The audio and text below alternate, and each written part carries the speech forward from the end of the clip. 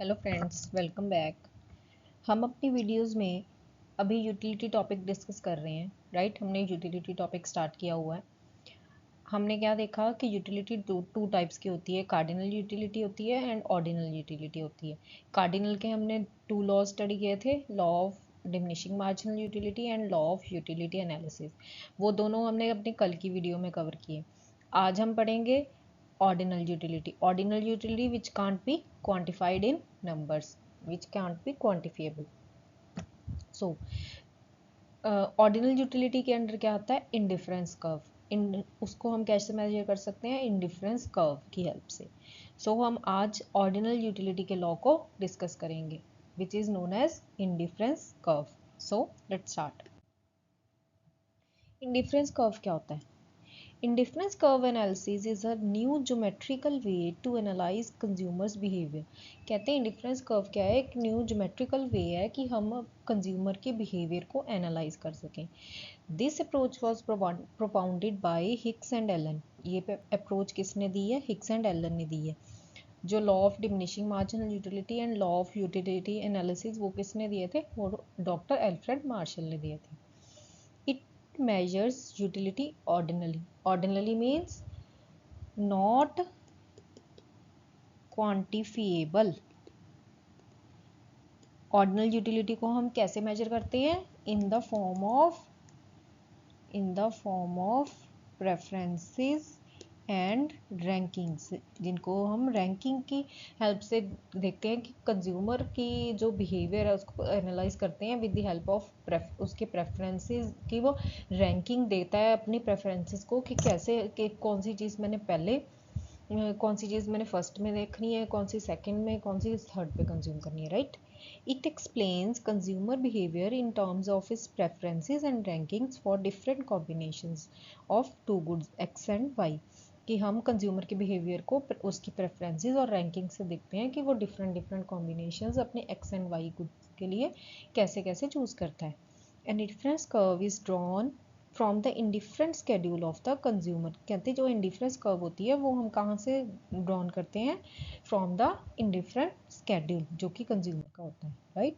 ये है indifference schedule. Indifference schedule हमें क्या शो करता है? ये स्केड्यूल शो करता है कि जो एक कस्टमर ने अपनी दो गुड्स पे कि कौन सा कॉम्बिनेशन अपनी गिवन इनकम के लिए है, कि वो किस चीज़ को प्रेफरेंस दे रहा है, किस कॉम्बिनेशन को चूज़ कर रहा है अपनी सेटिस्फेक्शन के लिए। तो वो चीज़ हमें पता चलती है इंडिफरेंस स्केड्यूल से। An indifference schedule is a list of combinations of two commodities that yields equal satisfaction. जहाँ से उसको क्या मिल रही है? equal satisfaction मिल रही है कि जो दो कॉम्बिनेशन वो चूज़ करेगा कि वो कौन से कॉम्बिनेशन होंगे दो गुड्स के लिए से एक्स एंड वाई, कि जहाँ से उसको इक्वल सेटिस्फेक्शन मिल रही है कि वो कौन सा कॉम्बिनेशन चूज करे कि अपने प्रेफरेंसेस के अकॉर्डिंग, राइट। फॉर एग्जाम्पल ये है गुड एक्स और ये है गुड वाई। अगर हम कॉम्बिनेशन एल की बात करें तो उसने गुड एक्स का 1 यूनिट कंज्यूम कर रहा है एंड गुड वाई की 18 यूनिट्स कंज्यूम कर रहा है। Move to the next. At M combination, he chooses 2 units of X commodity and 13 units of Y commodity, right? तो आप ये देखो कि जैसे ही उसने अपनी X commodity की यूनिट्स को बढ़ाया, he has to give up some units of good Y. He has to give up some units of good Y, कि उसको अपनी Y यूनिट की जो प्रेफरेंसेस थी, जो कॉम्बिनेशन थी, उसको क्या करना पड़ा? कम करना पड़ा, राइट। देन नेक्स्ट कॉम्बिनेशन देखें अगर हम कि उसने अपना एक्स कमोडिटी फिर से इंक्रीज करी, then he has to give up some more units from Y commodity, कि उसने वाई कमोडिटी से अपने और यूनिट्स को लेस किया to remain on the same satisfaction level, to remain on same satisfaction level, कि बिकॉज उसने सेम सेटिस्फेक्शन लेवल पे रहना था, therefore he has to choose that combination which gives him equal satisfaction, जहाँ पे उसको इक्वल सेटिस्फेक्शन मिले।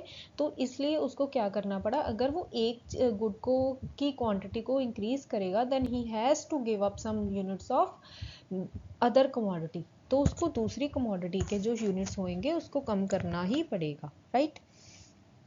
Then उसने नेक्स्ट कॉम्बिनेशन में 4 किया, फिर 5 किया, फिर 6 किया। जैसे जैसे वो बढ़ रही है उसने he has to give less units of Y commodity, right.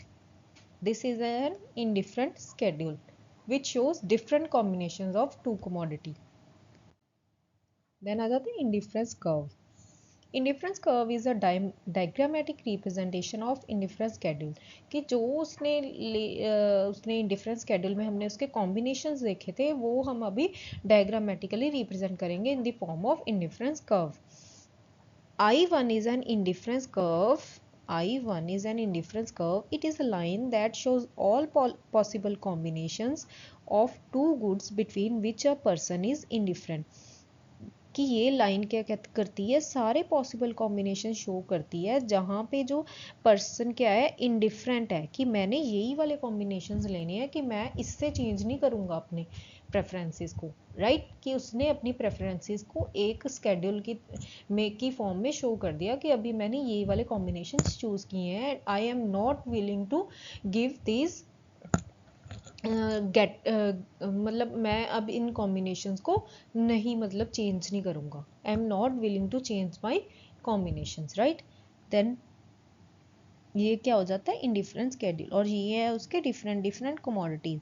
ये उसने 18 गुड वाई चूज़ किए थे 1 यूनिट्स. फिर जैसे ही उसने अपना गुड एक्स को इंक्रीज किया, he has to give up some units of Y.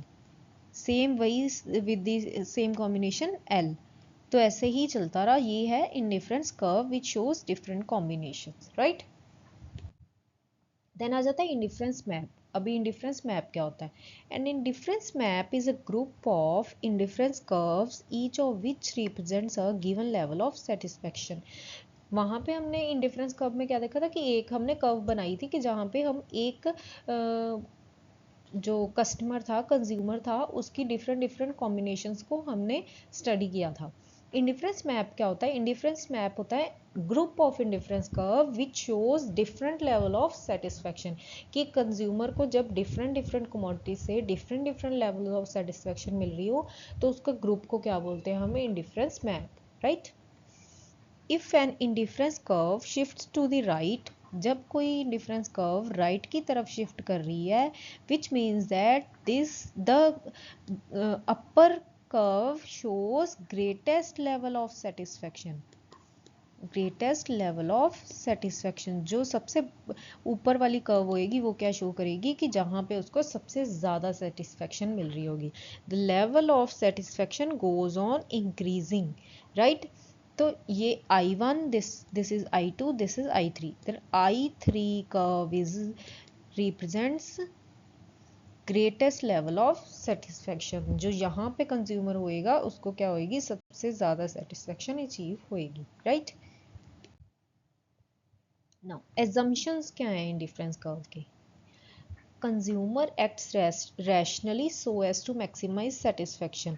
ये तो हमें पता ही है कि कंज्यूमर क्या होएगा? रैशनली बिहेव करेगा because he wants to achieve maximum satisfaction from his possible combinations of two goods. There are two goods x and y. बिल्कुल. Utility is measured ordinally, right, in the form of preferences and rankings. It is based on the aim of diminishing marginal utility of substitution. हमने कहते ये किस पे base करता है, किस पे बेस्ड है? It is based on diminishing marginal rate of substitution. ये लॉ, इस लॉ के अकॉर्डिंग कि अगर उसको same level of satisfaction achieve करनी है and if he wants to move different combination, if he wants to try different combination, then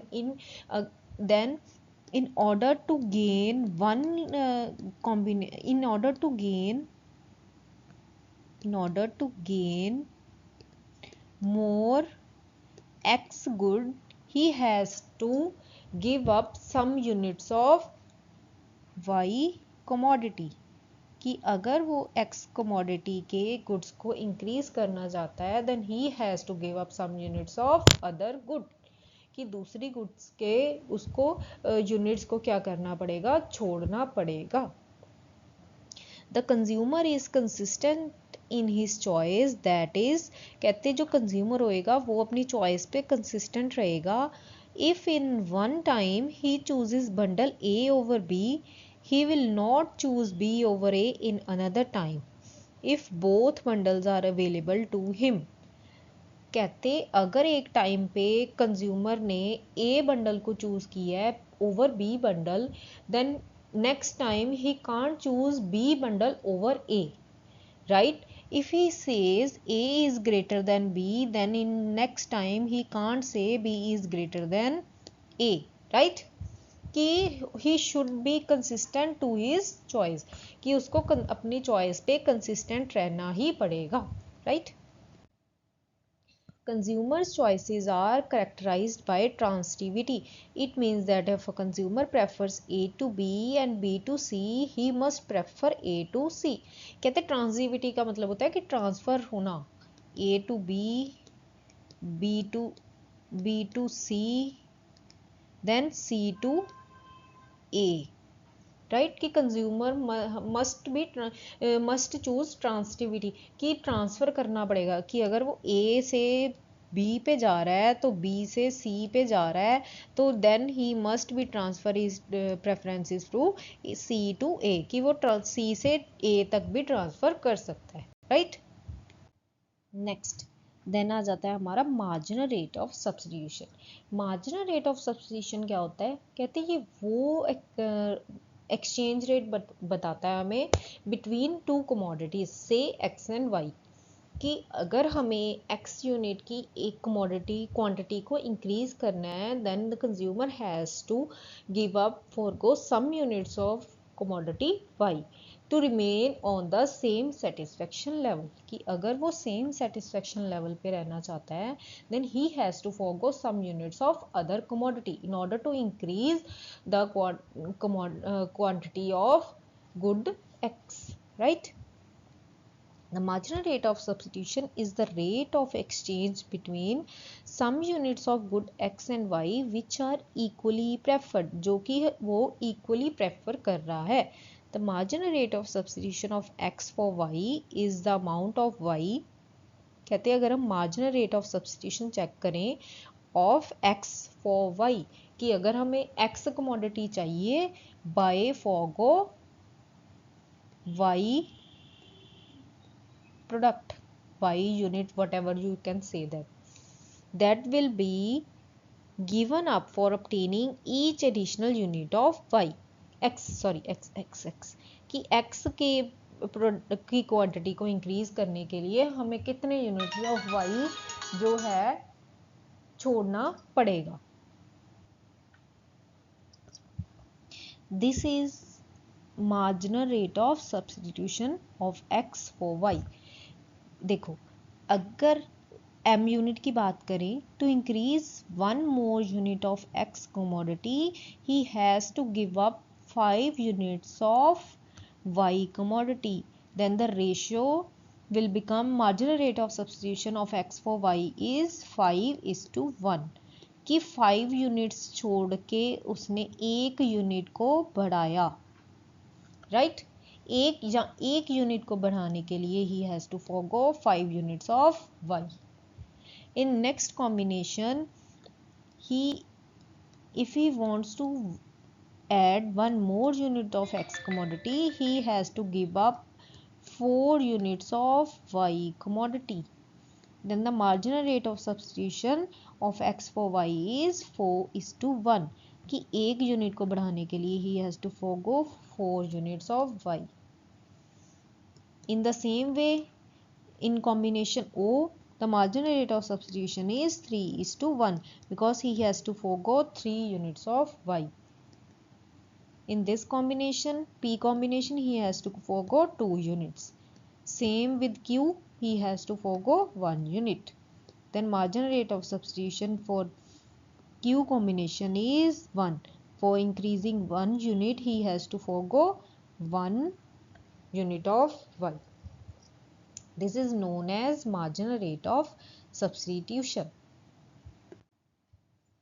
Then let's understand with the help of table.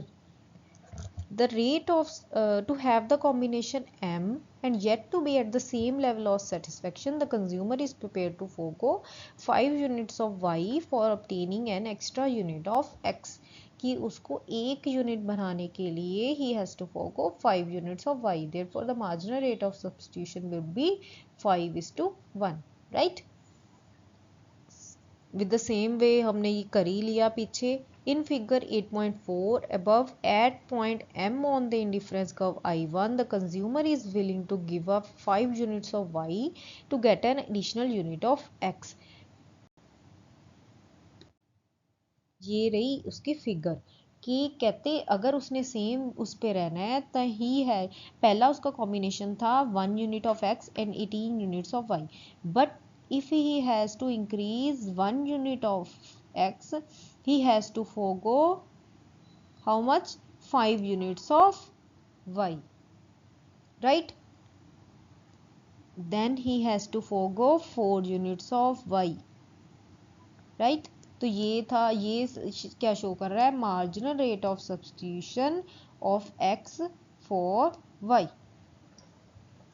The marginal rate of substitution is in fact the slope of a curve at a point on the indifference curve. कि ये slope क्या show करती है? Marginal rate of substitution of X for Y.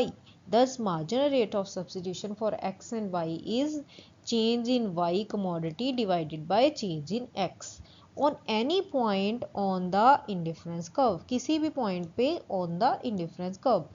Like हमने अगर change करें, change कितना आया? From 18 to 13 and from 1 to 2, right? Then उसके बाद चेंज कितना आया? From 13 to 9 on 3. देन कितना आया? 6 to 4. देन कितना आया? 5 to 3. ये थे different combination. This is known as marginal rate of substitution of X for Y. MRS keeps on declining since the consumer has more and more units of one good. He gives up less units of other good. कि जैसे जैसे वो एक good की more and more units consume करेगा, he has to less units of other good. कि वो अपने जो दूसरे गुड की यूनिट्स हैं उसको उतना ही उसको कम करना पड़ेगा, right? To remain on the same level of satisfaction, right?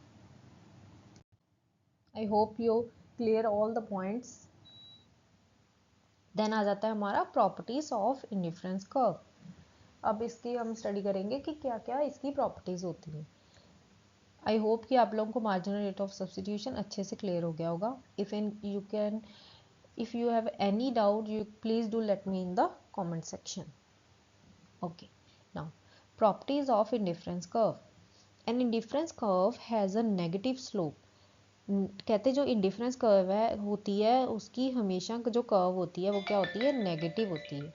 It denotes that if the quantity of one commodity decreases the quantity of the other increases if the consumer is to stay on the same level of satisfaction. Same वही चीज़ आ जाती है जो कि अभी हमने study करी है मार्जिनल रेट ऑफ सब्स्टिट्यूशन, कि अगर वो सेम लेवल ऑफ सेटिस्फेक्शन पे कंज्यूमर रहना चाहता है, देन अगर वो एक कमोडिटी की क्वांटिटी को इंक्रीज करता है, then he has to decrease the quantity of other commodity. If the quantity of good X is increased in the combination while the quantity of good Y remains unchanged, the new combination will be preferable to the original one and the two combinations will not therefore lie on the same indifference curve, provided more of a commodity gives more satisfaction. कहते अगर जो good x की quantity को increase कर देते हैं हम combination में और दूसरी जो वाई गुड है उसकी क्वांटिटी को हम चेंज नहीं करते, तो कहते हैं एक new indifference curve, new combination बनेगा. बट तो फिर उससे क्या होएगा कि जो सेटिस्फेक्शन लेवल है वो भी इंक्रीज हो जाएगा, कि वो फिर consumer same level of satisfaction पे नहीं रहेगा, कंज्यूमर का सेटिस्फेक्शन लेवल इंक्रीज हो जाएगा, बिकॉज वो वाला जो कॉम्बिनेशन होएगा वो same level of indifference curve पे नहीं बनेगा. उसके लिए एक न्यू इंडिफरेंस कर्व क्या है वो हमें बनानी पड़ेगी. A higher indifference curve to the right of another represents a higher level of satisfaction. इसकी सेकंड प्रॉपर्टी क्या कहती है कि जो हायर इंडिफरेंस कर्व बनेगी वो क्या शो करेगी, higher level of satisfaction. Here in the figure IC2 gives more level of satisfaction than IC1, कि ये जो ऊपर वाली कर्व होएगी ये क्या हमें शो करेगी, हमारा highest level of satisfaction. Maximum satisfaction हमें कहाँ से मिलेगा, जो सबसे हाईएस्ट कर्व होएगी, right. This is because IC2 contains more units of at least one commodity. Because इस कॉम्बिनेशन पे हमारे पास क्या है, एक कमोडिटी के ज़्यादा यूनिट्स हैं. ये देखो हमने क्या किया, वाई कमोडिटी को चेंज नहीं किया, उसकी क्वांटिटी को ना तो हमने कम किया ना ही हमने बढ़ाया, बट हमने एक्स कमोडिटी की क्वांटिटी को इंक्रीज कर दिया. तो क्या हो गया, यहाँ पे हमारा जो सेटिस्फेक्शन लेवल हो गया वो क्या हो जाएगा, ज़्यादा हो जाएगा. Therefore this curve shows highest level of satisfaction, right. Indifference curve do not intersect. कहते हैं जो इंडिफरेंस कर्व्स होती हैं वो कभी भी इंटरसेक्ट नहीं करेंगी आपस में. क्यों नहीं करेंगी? If they did, the point of intersection would imply two different level of satisfaction, which is impossible.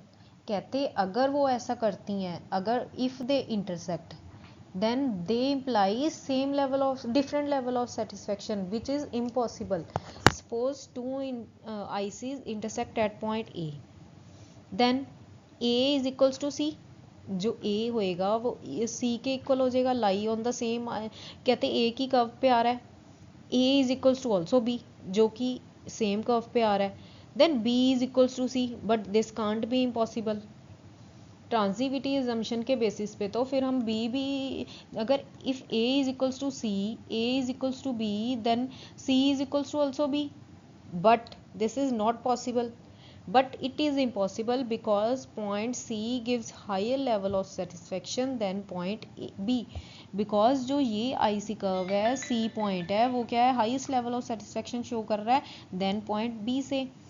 Therefore two difference curve can't be intersect, right. कि जो दो इंडिफरेंस कर्व है कभी भी एक दूसरे के से इंटरसेक्ट नहीं कर सकती. हमेशा जो कर्व्स बनेगी अलग अलग ही बनेगी, इधर ऊपर बने नीचे बने, बट कभी भी एक दूसरे को इंटरसेक्ट नहीं करेंगी, राइट.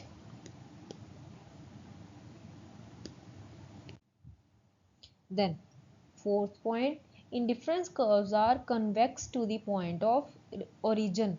कहते जो इंडिफरेंस कर्व होंगी वो हमेशा कन्वेक्स ही होंगी. क्यों होंगी?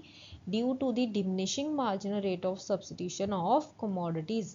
This implies that as the consumer gets more and more units of X, he is ready to sacrifice less and less of Y. कहते ये इम्प्लाई क्या करता है कि कंज्यूमर को अगर X यूनिट्स के लिए ज़्यादा से ज़्यादा यूनिट्स चाहिए, then he is ready to sacrifice less and less of Y, कि वो उतने ही कम यूनिट्स क्या करेगा, वाई यूनिट कमोडिटी के कंज्यूम करेगा. So to remain on the same satisfaction level. अगर दोनों चीज़ें बढ़ेंगी, मतलब फॉर एग्जांपल वाई कमोडिटी भी बढ़ रही है एंड एक्स कमोडिटी भी बढ़ रही है, देन जो हमारी कर्व बनेगी वो हमेशा डिक्लाइनिंग स्लोप बनेगी, ना कि कन्वेक्स टू द ओरिजिन बनेगी, right. An indifference curve can't touch either axis. कहते जो इंडिफरेंस कर्व है वो कोई भी एक्सिस कभी भी टच नहीं करेगी. For example if it touches X axis as in figure M, अगर वो एक्स एक्सिस को टच करती है as in figure M, the consumer will be having O M quantity but none of Y, कि उसने सिर्फ ओ एम क्वांटिटी की X unit की इतनी क्वांटिटी ही कंज्यूम करी है, बट वाई कमोडिटी की कोई भी क्वांटिटी कंज्यूम ही नहीं करी. Similarly if it touches X axis, अगर वो एक्स एक्सिस को टच करता है, that means he is to consume O L quantity of Y and none of X की कोई भी क्वांटिटी उसने कंज्यूम ही नहीं करी। This is against the assumption of consumer consumes combination of two goods. कहते ये फिर उसकी एजम्पशन के अगेंस्ट चले जाता है कि जहाँ पे हमने पढ़ा था कि जो कंजम्पशन होएगी is always of two goods, right. Then indifference curves are not necessarily parallel to each other। ये तो मैंने पहले ही आपको समझाया कि वो ज़रूरी नहीं है कि पैरेलल हो, बट वो कभी इंटरसेक्ट नहीं कर सकती, right. This is because MRS में differ for different indifference curves, कि जो मार्जिनल रेट ऑफ सब्स्टिट्यूशन है वो डिफरेंट हो सकता है for different indifference curves. If MRS differs the slope of indifference curves also differs. अगर उनका दोनों का marginal rate of substitution differ करेगा तो जो स्लोप होएगी इंडिफरेंस कर्व्स की वो भी डिफर करेगी, राइट। देन आ जाती है, ये हमने क्या पढ़ा अभी, प्रॉपर्टीज। नाउ क्या आ जाता है अभी, एक्सेप्शंस। नाउ एक्सेप्शंस क्या है इंडिफरेंस कर्व की। If MRS of x for y और y for x is constant, अगर marginal rate of substitution x for y and y for x for y and y for x is constant है, दोनों के लिए, दोनों combinations में constant है, 1:1 1:1, then जो हमारी इंडिफरेंस कर्व होएगी वो क्या होएगी, will be a straight line sloping downwards to right at the angle of 45 degree, right. अगर दोनों की जो marginal rate of substitution constant होएगा तो हमारी क्या बनेगी, हमारी जो बनेगी इंडिफरेंस कर्व क्या होएगी, स्ट्रेट लाइन बनेगी। जैसे कि मैंने अभी आपको पीछे समझाया था, मैंने पीछे यही बात क्लियर करी थी ना कि अगर दोनों चीज़ें ही बनेंगी या दोनों चीज़ें सेम उसमें कम होएंगी तो क्या होएगी, जो हमारी इंडिफरेंस कर्व होएगी वो स्ट्रेट लाइन बनेगी, नीदर कन्वेक्स नॉर कनकेव, ना तो वो फिर कनकेव बनेगी ना ही वो कॉन्वेक्स बनेगी, वो क्या बनेगी फिर स्ट्रेट लाइन में बनेगी। If MRS of x for y और y for x is increases instead of diminishing, अगर कहते हैं marginal rate of substitution x for y और y फॉर x दोनों के लिए इंक्रीज करेगा तो क्या होएगी, हमारी जो इंडिफरेंस कर्व है डिमिनिश होने की बजाय क्या हो जाएगा, इंडिफरेंस कर्व क्या बन जाएगी फिर हमारी कनकेव बन जाएगी, अगर दोनों चीज़ें कांस्टेंट होगी। ये देखो कनकेव बन रही है ना, कि अगर जो मार्जिनल रेट ऑफ सब्स्टिट्यूशन है x फॉर y और y फॉर x के लिए मतलब ज़्यादा हो जाएगा, डिक्रीज होने की बजाय अगर MRS बढ़ रहा हुआ तो फिर हमारी कर्व क्या कैसी बन जाएगी, फिर हमारी कर्व कनकेव बन जाएगी, राइट। अगर तो कांस्टेंट हुआ तो फिर हमारी कर्व बनेगी स्ट्रेट लाइन में, अगर marginal rate of substitution increase कर रहा हुआ इंस्टेड ऑफ डिक्रीजिंग तो वो हमारी कर्व कैसे बनेगी, concave, right. Perfect complementary goods have L shaped curves. जो गुड्स परफेक्ट कॉम्प्लीमेंट्री होती हैं वो उनकी कर्व कैसी बनेगी, उनकी जो इंडिफरेंस कर्व बनेगी वो क्या बनेगी, एल शेप कर्व बनेगी। Indifference curve of perfect complements A is L-shaped. Perfect complementary goods are those which are used simultaneously in the definite ratio. For instance, right shoes or left shoes are perfect complement because one is useless without the other. अभी अगर हम इसमें marginal rate of substitution लेके चलें कि हमने left शू के left शू के लिए 2 पेयर्स चूज कर लिए बट हमने राइट शू के लिए 1 किया है, तो this is not possible, right. Complementary goods में ये चीज़ पॉसिबल नहीं होती कि हम फिर जो राइट गुड का हमने राइट पेयर का एक शू नहीं लिया, दैट बिकम्स यूजलेस, फिर ये तो यूजलेस ही हो जाएगा, राइट। तो उस केस में हमारी जो इंडिफरेंस कर्व क्या बनती है, वो क्या बनती है, L shaped, right, L shaped. When the consumer has its maximum number, कहते जब कंज्यूमर ने अपने minimum number, then there is no rate at which one should be substitute for another. कहते अगर वो अपने मिनिमम उस पे ही है कि फॉर एग्जांपल उसने 1 लेफ्ट शू ले लिया, अब इसकी कमोडिटी को वो किससे ही सब्स्टिट्यूट करेगा, राइट। तो उसको राइट शू का भी एक पेयर चाहिए ही होगा ना, अगर वो उसने लेफ्ट का ले लिया तो राइट शू का भी चाहिए ही होगा, right. In case of ordinary complementaries which have a low rate of substitution or on near the curvature of the curve, कहते जो चीज़ें थोड़ी सी सब्सटीट्यूट हो सकती हैं, फॉर एग्जाम्पल जैसे पेन एंड स्केच की ले लेते हैं एग्जाम्पल, पेन एंड स्केच, अगर हमें मार्केट में पेन अवेलेबल नहीं होता और या फिर पेन के प्राइसेस बढ़ जाते हैं, तो हम क्या कर सकते हैं, अपनी जो डिमांड है उससे उसके सब्सटीट्यूट स्केच से कर सकते हैं, राइट। दोनों का पर्पस तो सेम ही होता है, पेन से भी हमने राइट ही करना है एंड स्केच भी सेम हमारा पर्पस फिल कर देगा। तो फिर हम क्या करेंगे, अपनी डिमांड का किसकी तरफ शिफ्ट कर देते हैं, स्केच की तरफ, जिसका भी पर्पस सेम ही होता है, हमारा जो पर्पस है वो फुलफिल हो जाएगा, राइट। देन उस केस में हमारी जो कर्व होती है वो थोड़ी सी कर्वेचर होती है, थोड़ी सी एल शेप से थोड़ी सी कर्वेचर होती है। ये होती है लो रेट ऑफ सब्सटीट्यूशन, जहाँ पे थोड़ा सा ही फर्क होता है कि ज़्यादा कोई डिफरेंस ना हो। बट जो परफेक्ट कॉम्प्लीमेंट्री गुड्स होते हैं उनमें क्या बनती है, हमारी जो शेप बनती है वो हमेशा एल शेप्ड बनती है, right. I hope you will clear this point. Then आ जाता है हमारा horizontal indifference curve, goods that give zero satisfaction. Horizontal curve कब बनती है, जहाँ पे हमारी जो सेटिस्फेक्शन लेवल है ज़ीरो है। फॉर एग्जांपल ले लेते हैं, लिकर की एग्जांपल ले लेते हैं, नॉन ड्रिंकर के लिए लिकर से कोई उसको सेटिस्फेक्शन नहीं मिलेगी, बिकॉज उसने कभी कंज्यूम ही नहीं करी और ना ही वो कंज्यूम करना चाहता है, राइट। तो उस केस में उसके लिए लिकर क्या हो जाएगी, ज़ीरो सेटिस्फेक्शन हो जाएगी। तो उस केस में उसकी मतलब जो डिमांड का बनेगी वो क्या बनेगी, हमेशा हॉरिजॉन्टल बनेगी, राइट।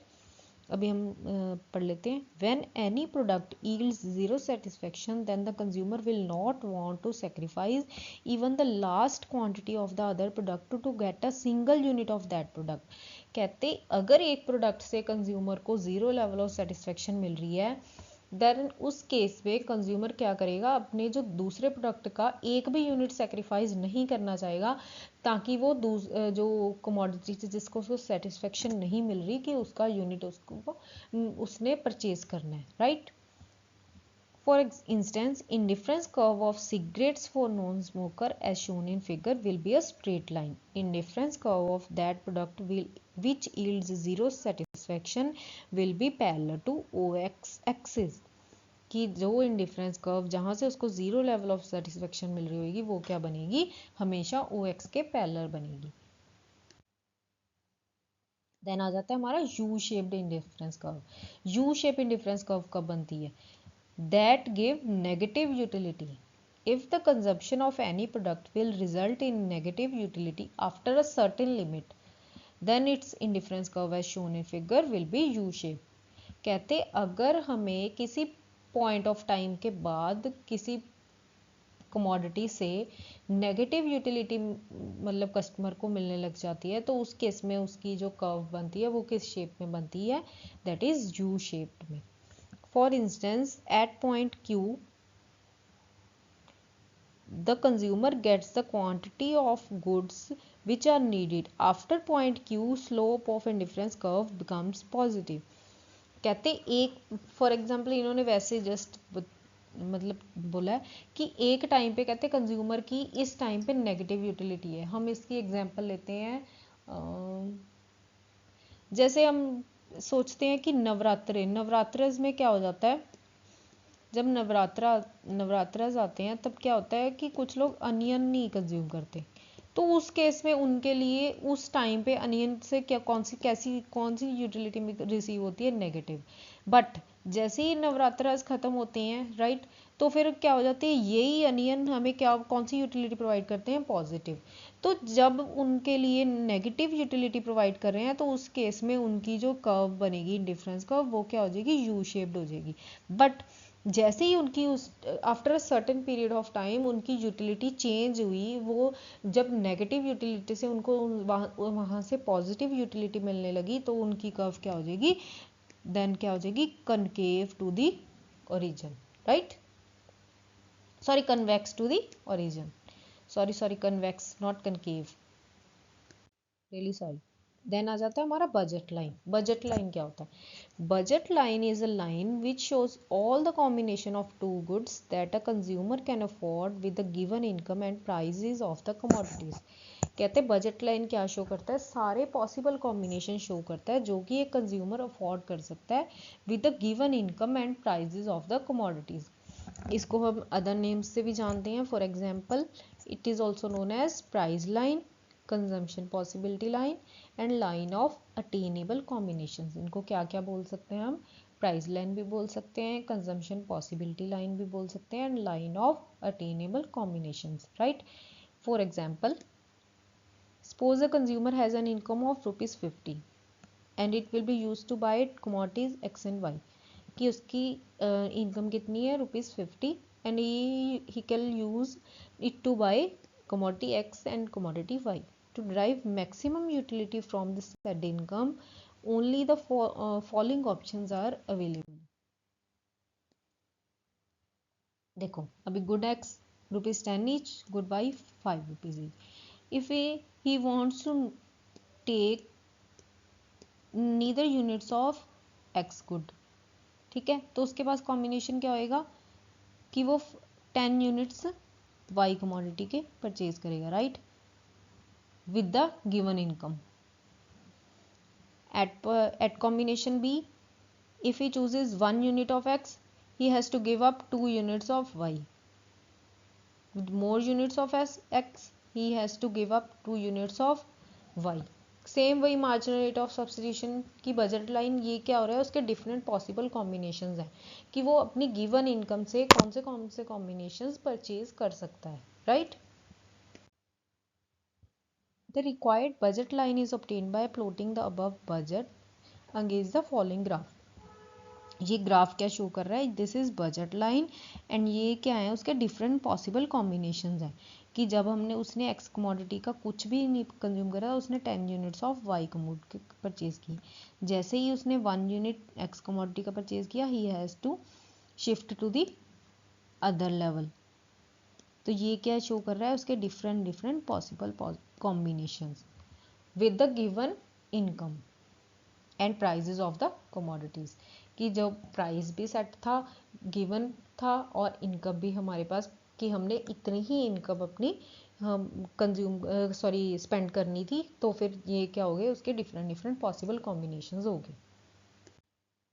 फीचर्स क्या हैं बजट लाइन के, नेगेटिव स्लोप, बिल्कुल नेगेटिव स्लोप होती है, बिकॉज अगर ए विद गिवन इनकम उसने अपनी सेम सेटिस्फेक्शन लेवल पे रहना है, तो अगर वो 1 यूनिट बढ़ाएगा then he has to forgo other units of forgo some units of other commodity, right. Straight line, it indicates a continuous market rate of exchange in individual combination. ये क्या, जो स्ट्रेट लाइन होती है वो क्या show करती है कि continuous market rate of exchange चल रहा है इंडिविजुअल कॉम्बिनेशंस पे. Real income line, it denotes the income and spending amount of the customer, right, कि ये क्या होती है, रियल इनकम लाइन होती है, क्या डिनोट करती है कि इस कंज्यूमर की इनकम कितनी है और उसकी स्पेंडिंग कितनी है.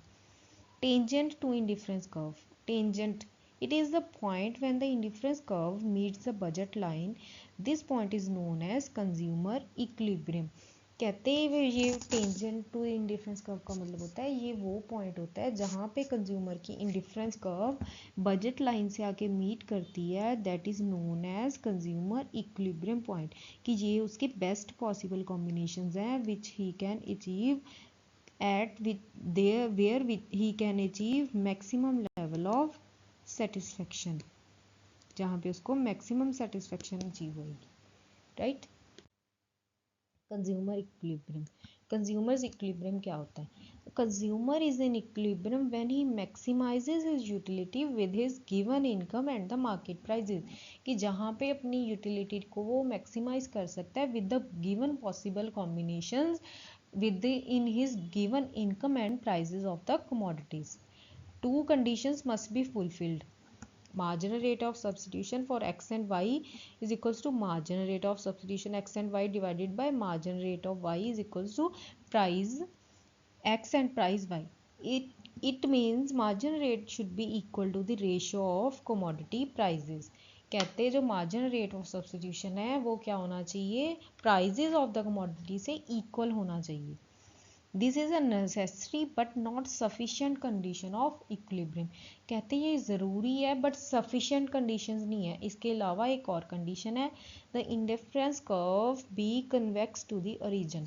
जो इंडिफरेंस कर्व है वो क्या होनी चाहिए, कन्वेक्स टू द ओरिजिन होनी चाहिए। This condition is fulfilled by the axiom of diminishing marginal rate of substitution for x and y, which states that the slope of indifference curve decreases as we move along the curve from downwards to the right।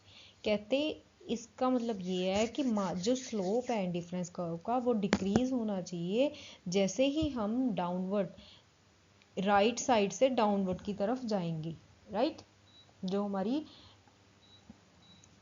हमारी indifference curve का slope है वो क्या होना चाहिए, decrease होना चाहिए। Let's show it in diagram. Given the indifference map of the, ये वही indifference map and budget line दी हुई है।